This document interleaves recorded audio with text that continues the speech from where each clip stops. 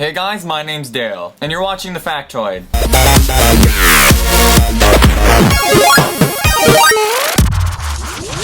So did you know that it's not 2014 everywhere? I mean, of course, we're all in the present, but not everybody recognizes the current year as 2014.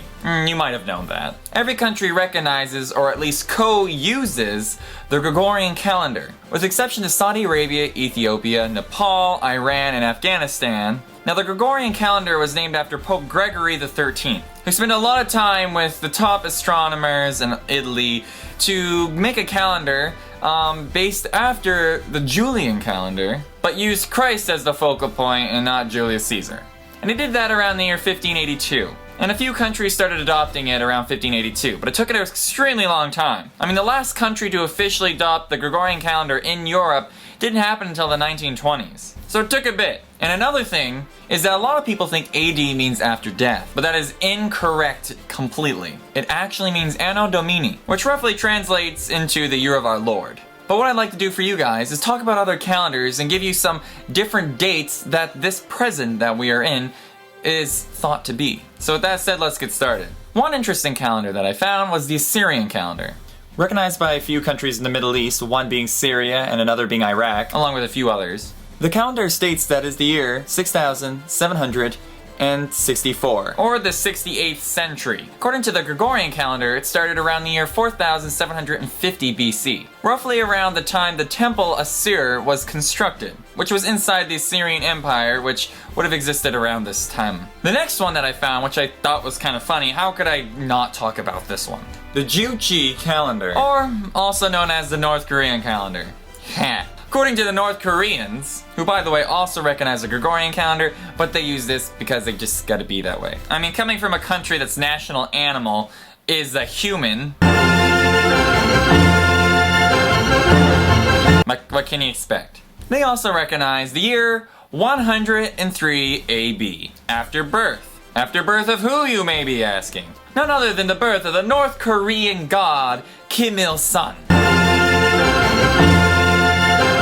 But, you know, North Korea. Now, another interesting one I found was the Islamic calendar. According to the Islamic calendar, it is the year 1435 AH, or after Muhammad immigrated from Mecca to Medina. Recognized by most Middle Eastern countries, but only solely recognized in Saudi Arabia, which doesn't recognize the Gregorian calendar. Mostly used to help Muslims plan trips like the Hajj and stuff. Now here's another interesting one, the Chinese calendar. Now even though China doesn't recognize the Chinese calendar, but just the Gregorian calendar, mostly for business and other purposes like that, it's still traditionally used and still understood and recognized and upkept and cool.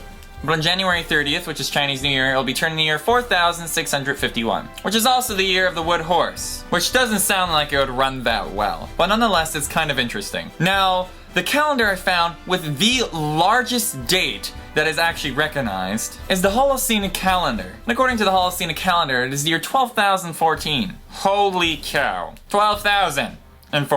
Now it incorporates the Gregorian calendar using the birth of Christ as a focal point, and then goes back another 10,000 years at the rough estimate when mankind started getting involved in agriculture. So basically the date that mankind pretty much started to take over the world, which is kind of a cool date. Now the smallest one I could find was also quite interesting. It's the Radiocarbon Calendar. And according to the Radiocarbon Calendar, it is the year 64, which means that time started in the year 1950. And the reason for that is because atomic testing, which has changed the way that we can read carbon-14, meaning that everything after that date will be different than everything made out of carbon before that date. And there are groups that use it, anthropology and archaeology to name a few, but you have to admit, it's kind of sad to think that everybody born before 1950, and there are people still alive, are technically born before the present, because that's what it means, before present, and everybody born after 1950 is born in the present. So I'm born in the present, but if you're alive and you were born before that, you were born before the present. It's kind of a weird concept. Now here is one that I just gotta scoff at. I'm just like, what? But I understand why. The Ethiopian calendar. Now guess what year the Ethiopian calendar is? It's gonna be the year 2007. Little slow, I know. They're gonna have the economic crisis this year.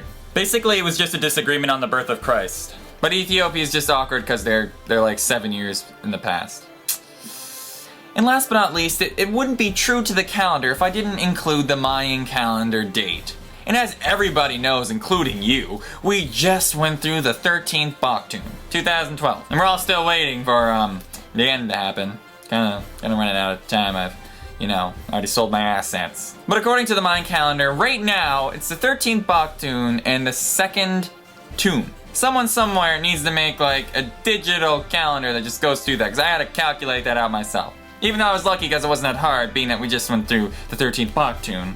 I'm surprised that there isn't like an online Mayan calendar that I could look at. With that said, I hope you guys enjoyed this video. My question for you guys is, what is your Chinese zodiac? Mine is the wood dog, meaning I was born in 1994. And I'm not calculating that out in the other calendars because I got a life, I know. But with all that said and done, thank you guys very much for watching. I hope you learned something new, and I hope you all have a wonderful 2014 or whatever year it is in your eyes, and make the best of it. But most of all, never stop learning. My name's Dale, you're watching The Factoid, and thanks for watching.